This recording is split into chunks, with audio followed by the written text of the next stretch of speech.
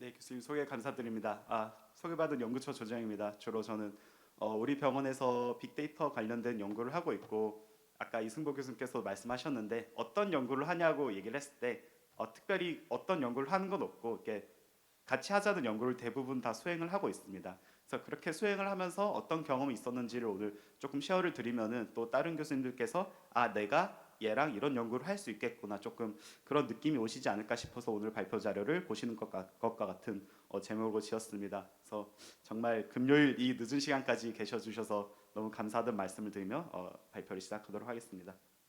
그래서 이제 본격적으로 발표하기 앞서서 우리는 왜 의학 연구를 하는지에 대해서 좀 간단히 생각을 해보도록 하겠습니다. 예를 들어서 52세 남성이 흉통으로 내원해서 엔테리어 워홀 MI로 진단되었고 응급 PCI 하고 이제 회복 중이라고 가정을 해보겠습니다. 그래서 그렇게 했을 때 이렇게 혈관은 성공적으로 열었지만 우리가 이제 알고 싶은 거는 이제 시술을 성공했냐 아니면 실패를 했냐 이것뿐만은 아닐 거라고 저는 생각을 합니다. 그래서 이 환자한테 왜 심근경색이 발생을 했는지, 그리고 어떤 약물 조합과 관리 전략이 유사한 환자군에서 가장 좋은 예후를 보이는지, 그리고 이 환자가 향후에 허혈 사건을 다시 겪을 가능성은 어떻게 되는지, 아니면은 또 어쨌든 뎁트를 할 거니까 블리딩이 얼마나 겪을 확률은 어느 정도 되는지, 이런 것들 조금 더 중요하다고 말씀드릴 수 있겠습니다. 그래서 이러한 질문에 체계적으로 답하는 과정이 그러니까 저는 의학 연구라고 생각을 하고 있습니다. 그래서 앞에서 말씀드린 것처럼 이제 한 명의 환자를 만나면은 이제 우리는 여러 임상적 질문을 할 수 있겠죠. 그런데 그 질문에 대해서 내가 단순히 뭐 감으로나 혹은 경험으로만 답할 수는 없습니다. 내가 50년을 의사를 했으니까 내 말이 맞아. 나는 60년 했으니까 내 말이 더 맞아. 이렇게 얘기할 수는 없잖아요. 그래서 그런 것들에 대해서 이제 체계적으로 대답을 하기 위해서 우리는 그 임상 근거랑 혹은 도구 같은 것들이 필요하다고 말씀드릴 수 있겠습니다. 그래서 우리가 의학 연구를 하고 있는 거고, 그러한 근거를 쌓으려고 의학 연구를 하고 있다고 저는 생각을 하고 있습니다. 그래서 그러한 근거를 바탕으로 우리가 환자들에게 좋은 의료를 제공하기 위해서 우리는 근거 중심 의학을 펼치고 있다고 저는 생각하고 있는데, 뭐 저는 아니죠. 이렇게 교수님들께서 하고 계신데, 이제 가장 좋은 최신의 근거를 공정하고 명백하고 현명하게 사용해서 개개인의 환자에 대한 의사결정을 하는 것이 근거 중심 의학이라고 얘기를 할 수 있겠습니다.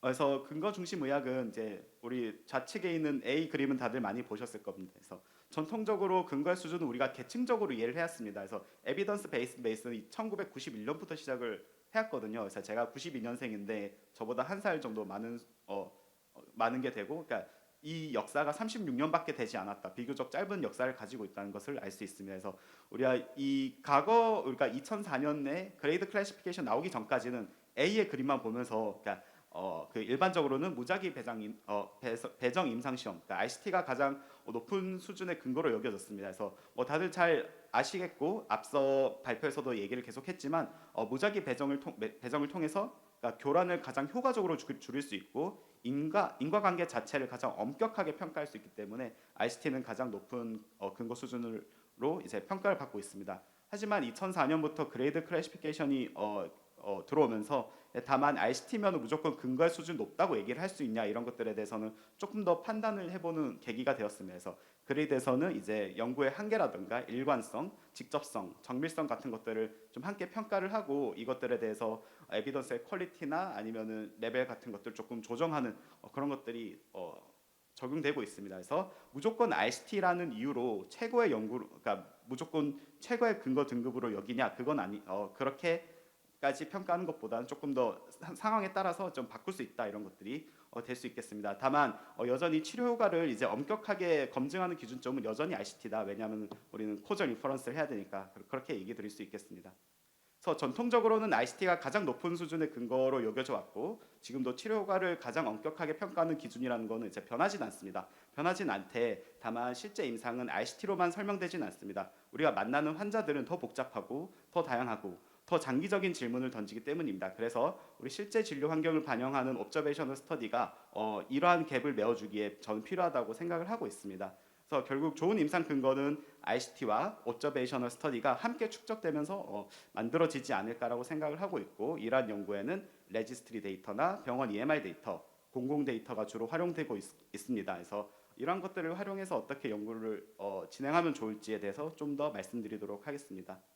그래서 제가 봤을 때 우리 병원에서 크게 사용 가능한 자료원은 그러니까 한 5가지 정도 된다고 생각을 하고 있습니다. 그래서 각 자료원은 저마다 강점도 가지고 있고 한계도 가지고 있는데 EMR 같은 경우에는 가장 우리가 접근하기 쉽죠. 내 환자 바로 클릭하면 되고 좀 얻기 쉽지만 우리 병원 밖에서 벌어지는 일들은 알 수가 없기 때문에 팔로업이라든가 이 환자 베이스라인 사실 명확하게 파악할 수 없을 때가 있습니다.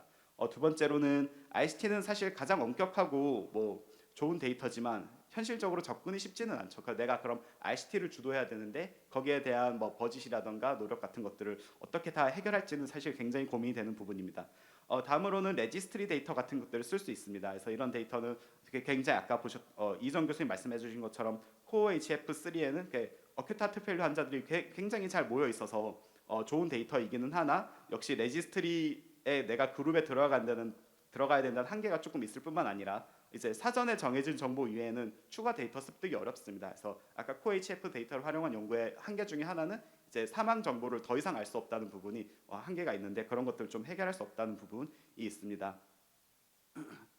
그리고 네 번째로는 저희가 또 CDM 데이터를 사용해 볼 수 있는데 CDM 데이터는 사실 우리나라의 대부분의 대학병원 이미 변환이 되어 있기 때문에 다기간 분석을 할 수 있다는 장점이 있고 또 청구 데이터 역시 CDM으로 변환돼 있습니다. 그래서 이 데이터를 활용하면 장기 추적에는 유리하긴 한데 임상 세부 정보 같은 건 좀 부족합니다. 그래서 아까 논의 드렸던 것처럼 에코 데이터들 이런 것들 없기 때문에 해프레프 환자를 어떻게 식별할 거냐에 대해서는 조금 고민이 되고 그런 것들은 조작적 정의로 해결하긴 하지만 여전히 임상 저널에서 좀 인정받기는 쉽진 않습니다. 그래서 각 데이터들이 다 장점도 있고 단점도 있는데 결국 연구의 핵심은 그러니까 뭐 ICT 데이터가 무조건 좋아 그래서 ICT 데이터만 내가 써야지가 아니라 아니면 CDM 데이터를 써야지 이게 아니라 자료원의 우열을 가리는 게 아니라 연구 질문에 맞는 자료원을 선택하는 게 가장 시작이라고 생각을 하고 있습니다. 그래서 또 실제 연구는 이제 하나의 자료원만으로는 뭔가 한계를 극복하기 어려운 부분이 많기 때문에 우리는 어쨌든 아까 유승찬 교수님께서 임팩트 팩터를 쫓지 말자고 했지만 여전히 우리는 임팩트 팩터를 안 쫓을 수 없고 그렇게 좋은 전을 내려면 다양한 자료원들 좀 사용해야 되고 한계를 극복하기 위해선 여러 데이터원들을 조금 섞어서 쓸 필요가 있다. 그래서 그런 것들에 대해서 조금 더 뒤에 말씀드리도록 하겠습니다. 그래서 연구 클리닉 소개를 안 할 수가 없는데 저희 연구 클리닉은 임상 현장의 질문을 실제 연구로 연결하는 이제 협력 창구라고 생각을 해주시면 되겠습니다. 그래서 질문을 다듬고 적절한 자료원 선택하고 연구 설계 그리고 분석까지 함께 이렇게 고민하는 구조로 운영되고 있습니다. 그래서 오늘은 주로 빅데이터를 다루는 제 이야기를 말씀드리도록 하겠습니다.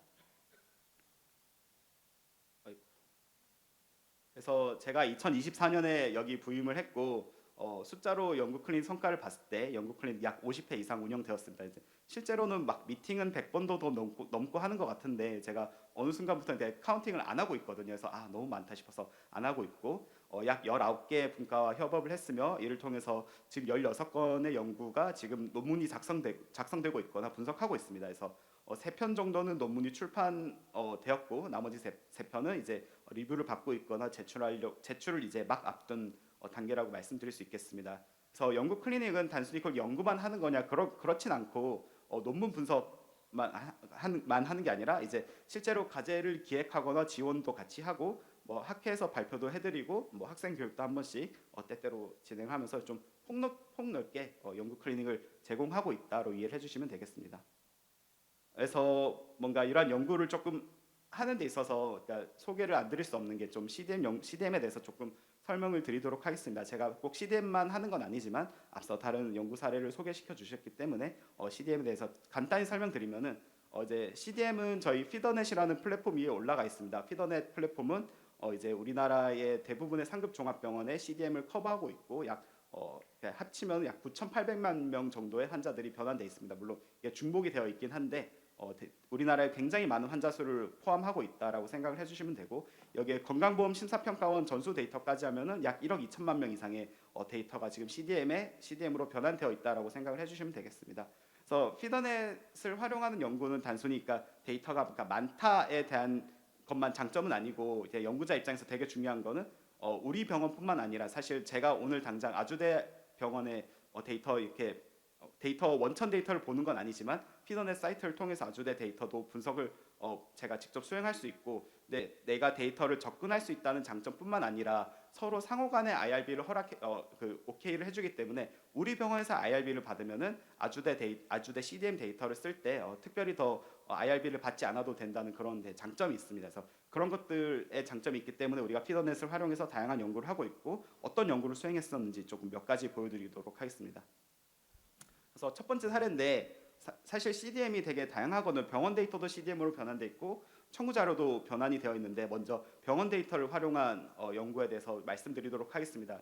사실 저는 그 연구를 시작할 때 그 클리니컬 퀘스천이 뭔지가 저는 가장 중요하다고 생각하고 있고, 그거에 맞춰서 우리가 얼마나 노력을 할지, 어떤 데이터원을 쓸지 이런 것도 좀 결정한다고 얘기를 할 수 있겠습니다. 그래서 소화기 내과 유진 교수님이랑 수행했던 연구고, 이제 염증성 장질환 환자에서 그러니까 생물학적 제제를 얼마나 쓰고 있는지, 그리고 이것들에 대해서 이제 부작용은 어떻게 되는지, 그리고 이거를 이제 염증성 장질환에서도 크론병이 있고 궤양성 대장염이 있으니 여기서 어떻게 차이 나는지 이런 것들을 보고자 했습니다. 그래서 좀 잘 안 보이실 수도 있지만 인플릭시맙이라든가 아달리무밥, 골리무밥, 베돌리주맙, 유스테키누밥 같은 것들이 사용되고 있는데, 그럼 나는 과연 어떤 거를 선택해야 될까에 대해서 조금 해결을 해주기 위해 이 연구를 수행했다고 생각해 주시면 되겠습니다.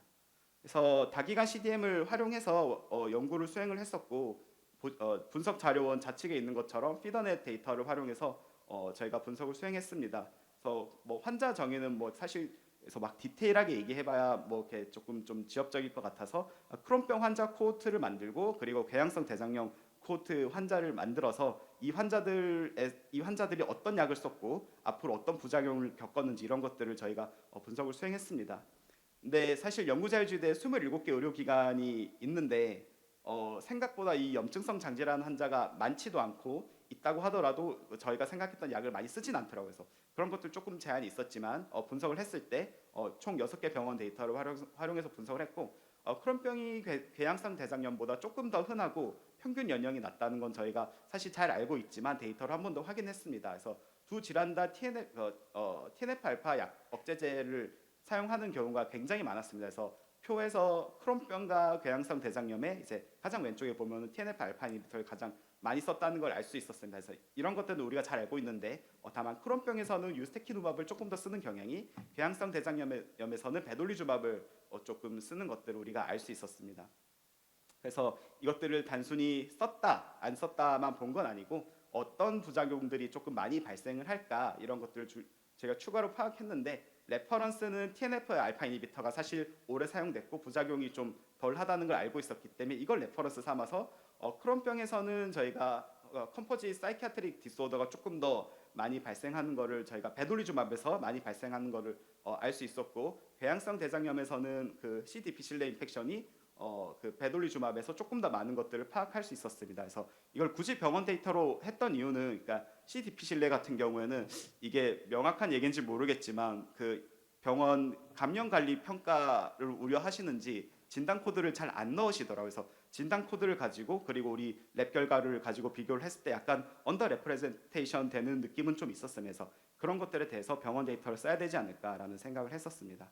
그래서 두 번째 사례는 앞서서 이희정 교수님께서 소개를 많이 해주셨는데, 대부분 이제 레지스트리와 어떤 연구를 하셨는지 설명해 주셨고, 여기서 왜 우리가 CDM 데이터를 붙여야 되냐에 대해서 조금 더 말씀드리도록 하겠습니다. 그래서 사실 연구 질문은 앞서 보셨던 것처럼 해프레프 환자에서 피노타이핑을 우리가 정할 수 있는지, 그 정해진 피노타이핑에 따라서 EF 회복은 어떻게 되고 아웃컴은 어떻게 관련될 수 있는지 이런 것들을 좀 저희가 보아왔습니다. 그래서 제가 그 피노타이핑 개발 자체는 코어 HF 데이터로 했는데 이렇게 예쁘게 5개로 나왔습니다. 그러면 이거를 결국 익스터널 밸리데이션을 통해서 이 연구 결과가 정말 일반화될 수 있고 다른 데서도 통용되는지 이런 것들을 알아봐야 되는데, 그러기 위해서는 새로운 데이터원을 저희가 확보를 했어야 됐고, 저희가 가장 확보하기 쉬운 거는 저희 병원 데이터이기 때문에 저희 병원 CDM을 이렇게 활용을 했습니다. 그래서 활용하는데 코어 HF의 데이터에 있는 그 신부전 환자들은 어큐트 하트 페일러였기 때문에 그 환자들 정의하기 위해서 저희가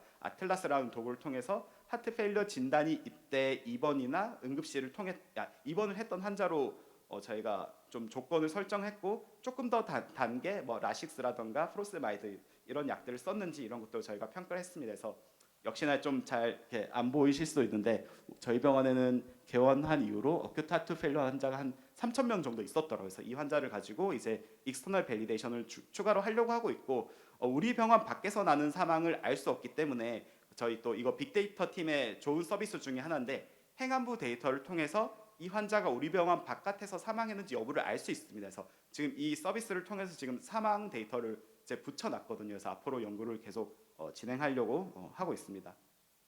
또 다음은 이제 CDM을 활용한 병원 데이터에 대해서 소개를 드렸다면은 이제 건강보험 심사평가원의 전수 데이터를 어떻게 사용을 했는지를 말씀드리도록 하겠습니다. 그래서 심평원 사이트에 들어가면은 보시는 것처럼 이제 코드를 작성해서 심평원에 주면은 우리가 심평원 전수 DB에서 이 코드를 돌리고 분석 결과만을 보내주겠다라고 이렇게 잘 되어 있으면서 지금은 최근 업데이트돼서 2015년부터 2024년까지 이제 전 국민 데이터가 지금 사용할 수 있기 때문에 이 데이터를 활용해서 어떤 연구를 수행하고 있는지에 대해서 좀 말씀드리도록 하겠습니다. 그래서 보시는 연구는 내분비의 하은영 교수님이랑 진행을 하고 있고 그러니까 연구 질문은 그러니까 사실 이 연구 질문의 최초 질문은 DPP4가 디멘샤를 조금 프로텍션하는 효과가 있지 않을까라는 질문으로 처음에 시작을 했습니다. 근데 그게 제가 2024년에 봤을 텐데 보시면은 2024년 가이드라인에 보면은 잘 안 보이시겠지만 역시 이제 나이 든 당뇨 환자에서는 이제 인지 기능 저하 같은 걸 우리가 조금 고려를 해야 된다 이렇게 가이드라인 나왔는데 마침 2023년에 보면은 그 다이애비리즈 케어에서 이제 리서치 레터가 나와서 SGLT2가 그 DPP4에 비해서 이제 그 알츠하이머병에 대한 프로텍션 효과가 있을 거란 리서치 레터가 나왔어요. 그래서 사실 이거를 우리가 보고 시작한 건 아닌데 DPP4와 썰폰을 비교하는 김에 SGLT2도 같이 비교를 하자라는 얘기를 제가 기억하기로는 2024년 4월쯤 얘기를 하고 이렇게 분석을 시작을 했어요. 분석을 시작했는데 아니나 다를까 2024년 한 8월쯤에 BMJ에서 역시 유사한 연구 결과가 나왔으면서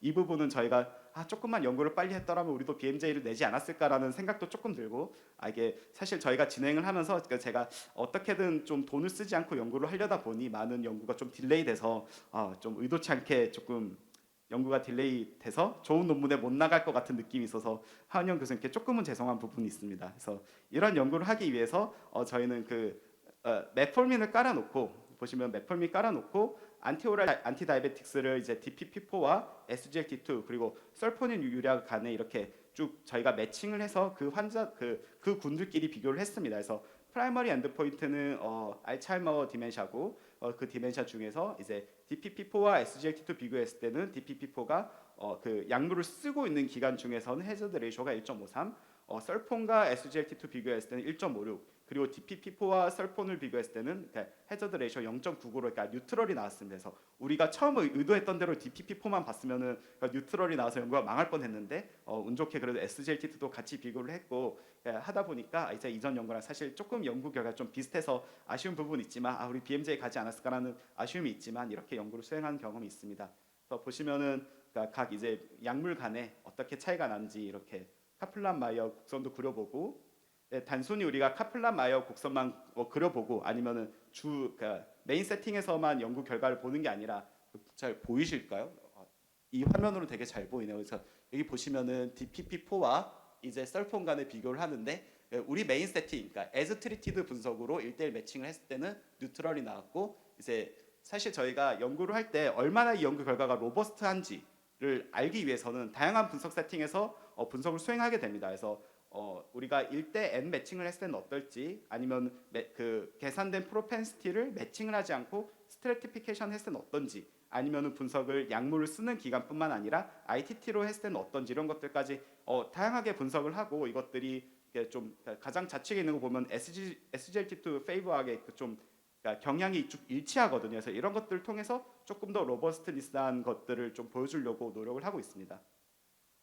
그래서 다음 연구는 그 해외학과 스마트 혁신실의 송몽일 실장님이랑 하는 연구고 사실 이 연구도 연구 질문 처음에 이게 아니었던 것 같아요. 제가 기억하기로는. 그래서 메폴민이 유리너리 스톤에 대한 프로텍션 효과가 있을 거라고 생각을 하고 저희가 연구를 수행을 했고 이 연구는 사실 2024년 가이드라인이 바뀐 게 그러니까 제가 맞는 말을 하는지 모르겠지만 이전에는 메폴민을 먼저 쓰고 세컨 라인으로 다른 약제를 썼어야 되는데 2024년 이후로는 퍼스트 라인부터 꼭 메폴민 쓰지 않아도 되고 다른 약제를 써도 되는 걸 변경된 걸로 저는 알고 있습니다. 그래서 이렇게 가이드라인이 변경된 김에 메폴민 퍼스트 혹은 다른 약제 퍼스트로 썼을 때 유리너리 스톤 차이가 나는지를 알아보려고 했는데 2024년에 또 BMJ에서 유사한 논문이 나오게 됩니다. SGLT2가 역시 그 유리너리 스톤에 조금 그 프로텍션 효과가 있다는 연구 결과가 나와서 이것도 송봉일 교수님께 좀 죄송하다. 이렇게 조금 빨리 했으면은 우리 BMJ 낼 수 있었을 텐데라는 생각이 듭니다. 다만 저희가 조금 연구를 뭐 의도해서 비튼 건 아니지만 완전 지금 이 연구는 보시면 이제 메폴민을 쓴 환자가 한 80% 정도 되거든요. 그래서 기존 연구는 너무 메폴민 깔아놓고 메폴민 깔린 상태에서 환자들을 비교했기 때문에 완전 트리트먼트 나이브한 환자에서 비교를 하는 것도 의미가 있지 않을까라고 생각을 해서 지금 그렇게 분석을 수행하고 있고 분석 대부분 했습니다. 그래서 보시면은 이제 메폴민이 사실 저에게 어떤 그 생물학적인 인과관계가 있어서 이런지 모르겠는데 메폴민이 설폰이나 SGLT2나 DPP4에 비해서 유리너리 스톤 조금 더 많이 발생하더라고요. 그래서 그 부분 되게 신기하다고 생각을 했고 사실 이 두 분은 약간은 제가 지금 봤을 때 약간 뉴트럴인 것 같습니다. 뉴트럴인 것 같고 이렇게 연구 결과가 이제 완전 처음 겪는 환자와 기존에 있었던 환자들 두 가지로 분석을 했는데 그 두 가지 모두 약간 분석 결과 좀 비슷하게 나왔습니다. 그래서 앞서 보셨던 것처럼 이렇게 다양한 연구 세팅을 통해서 이렇게 포레스트 플랫을 그려서 우리의 연구 결과가 어쩌다 얻어 걸린 게 아니다. 통계적으로 우연히 얻어 걸린 게 아니라 다양한 분석 세팅에서도 이렇게 로버스트하게 나타난다. 이런 것들을 저희가 보여주고 있습니다. 이거는 마지막 사례인데 사실 이거는 제가 그 홍정호 교수님이 저한테 클리닉을 한 게 아니라 제가 진짜 궁금해서 이거 할 수 있지 않을까 이렇게 역으로 클리닉을 좀 밀었던 연구인데 첫 허혈성 뇌졸중 이후에 그 환자들 이제 지금 가이드라인에서는 그 고강도 스타틴을 쓰게 돼 있습니다. 쓰게 돼 있는데 최근에 2015년에 나왔던 에제티마이브에 대한 트라이얼이나 레이싱 트라이얼에서 보면은 그러니까 하이 인텐시티 스타틴을 쓰는 것이 모더레이트 인텐시티 스타틴 플러스 에제티마이브 쓰는 게 약간 비열등하다는 결과가 나왔고 사실 보면은 그러니까 에제티마이브를 쓰는 게 조금 더 좋은 것처럼 보이거든요. 그래서 이게 그 지금 뇌졸중 가이드라인에는 지금 하이 인텐시티 스타틴만 쓰게 돼 있는데 이거를 리얼 월드에서 봤을 때 이게 조금 그러니까 괜찮을까? 아니면 혹은 세이프티 아웃컴이 하이 인텐시티 스타틴 쓰는 것보다는 에제티마이브 쓰는 게 조금 더 좋지 않을까 이런 생각을 가지고 연구를 하려고 했는데 역시 이거는 사실 RCT인데 똑같은 디자인이 이제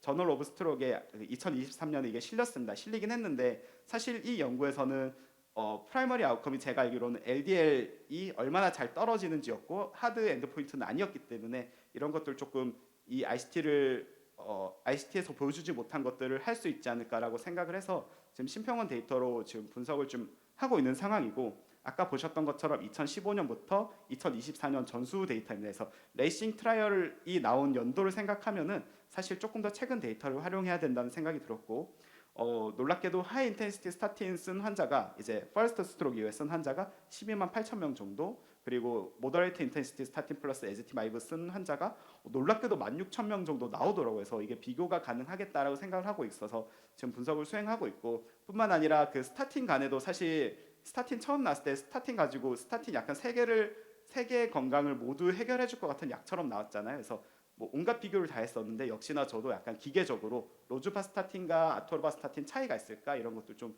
비교를 하고 있습니다. 근데 신기했던 거는 왜 그런지 모르겠지만 로주바스타틴에 비해서 아토르바스타틴 되게 많이 쓰더라고요. 그래서 이게 우리나라 특성인 건지 아니면은 뭔가 베네핏이 있어서 쓰는 건지 이런 것들은 사실 좀 궁금했습니다. 그래서 저의 발표는 여기까지고 테이크홈 메시지는 결국 이제 좋은 연구는 데이터가 아니라 좋은 질문에서 시작한다고 생각을 하고 있습니다. 그래서 그 질문은 임상 현장에서의 필요성과 가이드라인 그리고 현실 사이의 갭을 담고 있어야 된다고 생각을 하고 있고 그런 질문에 맞는 자료원을 선택할 때 리얼월드 데이터는 이제 단순한 이렇게 EMR에 쌓이는 그런 데이터가 아니라 진정한 리얼월드 에비던스가 되지 않을까라고 생각을 하고 있습니다. 네, 지금까지 경청해 주셔서 감사합니다.